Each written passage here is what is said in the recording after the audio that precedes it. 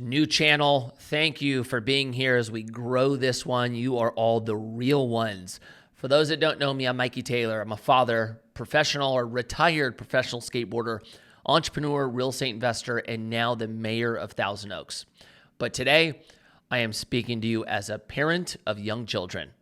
And what we're going to discuss isn't just theory. This is what I'm dealing with in real time in my home with my kids. As a parent, entrepreneur, and investor, I see something happening in society, and it's conditioning our kids to spend instead of own. And we cannot rely on the school to fix this. So my goal today is simple: provide you with a clear framework on how to raise our kids so that they understand money beyond consumption. All right, let's get into it. The money mistakes that parents make. Let's start with the what not to do. There's a lot of parents, myself included, that will make mistakes.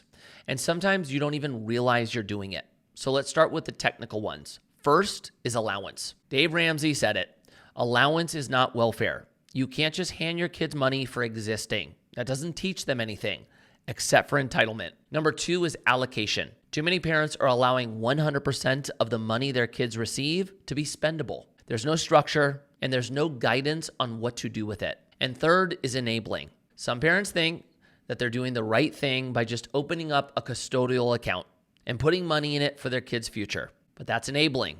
You're not teaching them anything. You're just building a nest egg they didn't earn, and they're not going to understand it. And fourth, saving without investing. Saving is good, 100%. But if that's where it stops, you're teaching your kids to let their money lose value to inflation while it sits there doing nothing. Then you have the behavioral mistakes. Too many parents wait too long to start having these conversations with our kids. They think they're too young, they won't understand it, but kids grasp way more than we think. Number two is outsourcing. We said this earlier. Schools have failed at teaching financial literacy, and us as parents need to take the reins. This is our responsibility, not the school system. And this is the biggest one. Parents avoiding having money conversations in front of their kids. Or worse, the only money conversations kids witness are mom and dad arguing or stressing over money. That's going to trigger a negative relationship with money, and that unfortunately can last a lifetime. My allowance story. Now, I know Dave Ramsey says no allowance at all, that kids have to earn money through commissions or work. And I respect that, but I'm going against the grain on this one. And here's why. When I was young, I asked my parents for an allowance because my friend was getting $100 a month and he had to pay for everything. So I pitched my parents on that idea. Dad, can you give me $100 a month and I'll pay for everything?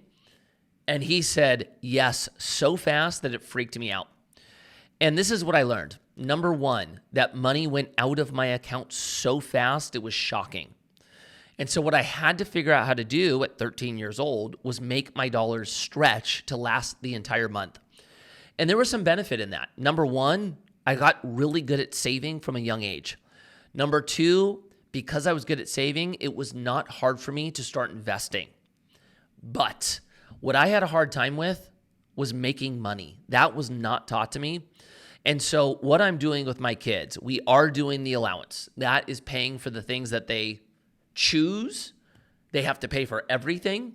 And then anything on top of that, we are teaching them how to go create value, to solve a problem, offer a service, to make more money. And so what does that look like? Lemonade stands, walking dogs. The last product they designed was a lip balm and bath scrub. And they made about $300 each on selling that product. And so I believe that if we pair kids to learn how to budget and also how to earn, that is going to be massive for them. So what do the wealthy families do when they're teaching their kids about money? What do they do differently? First, money is earned through value creation. It's not just given. There's always an exchange of value. Second, they start the conversation early and evolve as everyone gets older. You don't wait until they're teenagers. You start when they're young, and you adjust the complexity as they mature. And third, they task the kids with making real decisions, giving them choices and trade-offs.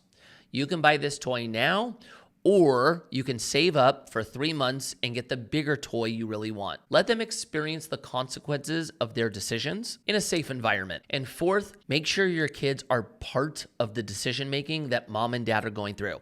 And when you're speaking to the kids, be very mindful of the things you're saying. If the kids want to go out, it's expensive and that will bring you over budget. Don't say things like, we don't have enough money, it's too expensive. Share with them why you're saying no. Show the kids that you are prioritizing other things in that action that you think are more important. That's a huge one. This is the mindset shift. Also, you want to change their perspective from being just a consumer to being an owner. And here's a great example. Starbucks. My kids like Starbucks. They like the hidden menu. Most parents just buy them a Frappuccino and that's it. But what if instead you talk about owning Starbucks stock? You love Starbucks? So do millions of other people. What if instead of just spending money there, we also owned a piece of the company? Then every time somebody buys a drink, like we are today, we make money. That's a big mindset shift from consumer to owner. And one more thing, mistakes can be a good thing when managed properly. You can set the tone.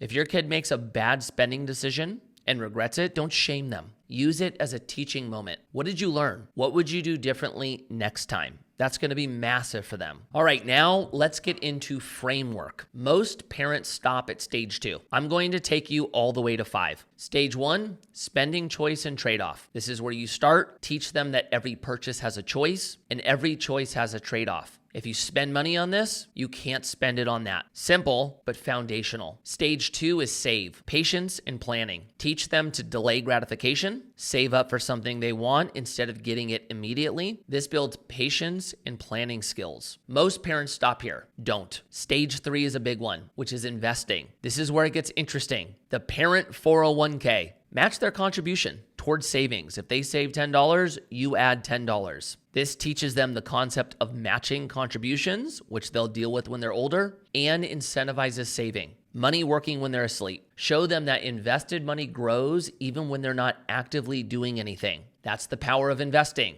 Cash flow versus consumption. Teach them the difference between spending money on things that disappear versus investing in things that produce income. Stage 4 is ownership. This is about changing their mindset and identity. They're not just a consumer. They're an owner. They're a creator. They're an investor. This builds long-term thinking. Owners think different than consumers. And stage 5, very, very important one, is giving. This is about character building. Show them that we need to help those who are less fortunate. And here's the deeper lesson. Money at the end of the day isn't really ours. We're just a vessel. We're stewards of the resources, and part of that stewardship is giving back. And here's the challenge. You don't need to make this complicated. Avoid the jargon. Your kids don't need to understand terms like diversification or asset allocation. Keep it simple and focus on concepts. Cash flow, money coming in versus money going out. Compound effect. For example, now that Scarlett is at the age where she's learning to calculate percentages, I can show her how compound interest works. Being an owner versus just a consumer, long-term thinking and delayed gratification, patience pays off giving, using money to help others, using real-life examples. When we complete a project, I take Jen and the kids to celebrate. Our last one was in San Diego. The kids get to see the connection between work, value creation, and reward. Help them track their net worth. It's small now, but these habits matter. And this is critical. Your kids are watching you. They're not listening to you. Things are caught, not taught. If you want your kids to build patience, you need to demonstrate patience yourself. If you want your kids to invest, you need to be an investor. And here's a powerful tool. Real assets are the best for teaching kids. Give them something that they can see and touch. It's incredibly effective when I take my kids to our properties. I do it when they're under construction, and then once they're completed. Our last project was in San Diego. It was so cool for them to see the finished product. They get to walk around, touch it, experience it. It's tangible. Now, if you don't build real estate like me, take them to work. Let them see what you do. It's incredibly important for them to watch you firsthand. Or take them through a Starbucks or McDonald's and talk about what it means to own a piece of the business versus just buying from it. When they can see it, touch it, experience it, that's when lessons really stick. So in closing, we've covered a lot today. You now have a clear framework for teaching our kids about money in a way that builds real wealth, building skills and the right mindset. Remember to start early. I would say start introducing some of these concepts around 6 or 7 years old. Don't be afraid to bring your kids into real financial conversations between you and your wife. Make sure what they're seeing is worth learning. And if you found this helpful, please hit the subscribe button, send this video out, This is one area that we have to succeed as parents. I love you guys. I'll see you next week.